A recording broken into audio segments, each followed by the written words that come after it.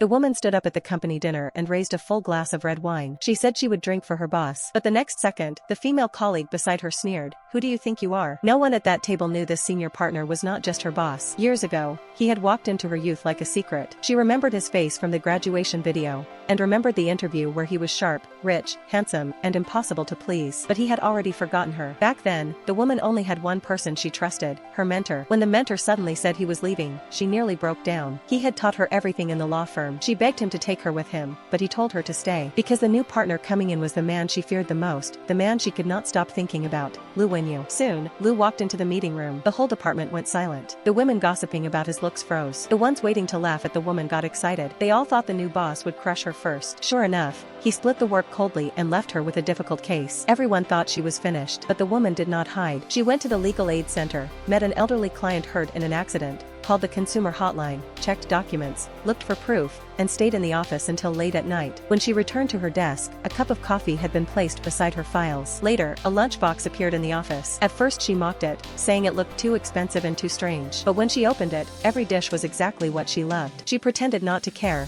yet ate every bite. The man still acted cold. He appeared after work and gave her more tasks. He questioned her reports, corrected her mistakes, and pushed her until she almost exploded. She snapped at him and asked if he had no heart. But when it rained, his car was waiting outside. When she was scared to go home alone, he watched from the driver's seat. When she misunderstood him, he only reminded her not to put herself in danger. The woman thought he was just showing off his power. She thought he was treating her like a weak junior. However, when she heard he was coughing after getting caught in the rain, her expression changed. She wanted to care, but she could not admit it. He was still her boss. He was still the man who did not remember her. Then came the dinner. The rival colleague saw how Lu kept looking at the woman and immediately started testing her. She raised a glass to Lu. Before he could respond, the woman stood up and drank for him. The table went quiet. The rival's face changed. She mocked the woman in front of everyone, asking why she was acting so close to him. Lu said nothing at first, but his eyes never left the woman. She drank one glass, then another. The rival wanted to embarrass her, but the more the woman drank, the colder Lu's face became. Soon, he paid the bill, ended the dinner, and walked straight to her side. Outside the hotel, the woman could barely stand. Everyone watched as the untouchable partner held her by the arm. The rival froze. The colleagues were stunned. The woman lifted her eyes, grabbed Lu by the tie, and pulled him close. She asked him, with a broken smile, whether he really did not remember her at all. At that moment, Lu Wenyu froze, because the name he had buried for years was suddenly about to be spoken.